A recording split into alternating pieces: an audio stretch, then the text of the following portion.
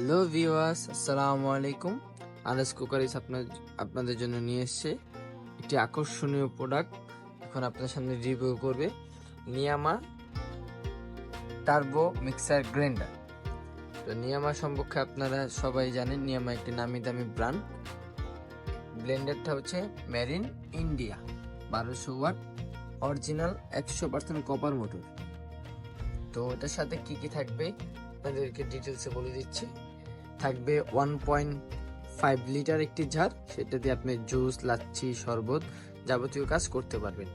আরেকটি থাকবে 1.2 লিটার, আদা রসুন মানে ভিজা জাতীয় যত মশলা জাতীয় যা আছে সবই করতে পারবেন এটা দিয়ে, 1.2 লিটার। আরেকটি থাকবে হচ্ছে 0.4 লিটার জার, এটা দিয়ে আপনি শুকনা জাতীয় যা আছে, ধনিয়া গুঁড়া, দারচিনি, এলাচি মানে যত ধরনের শুকনা মশলা আছে সব করতে পারবেন। তো এটা আপনার নিয়ামা ব্র্যান্ডের made in India, power 1200 watt.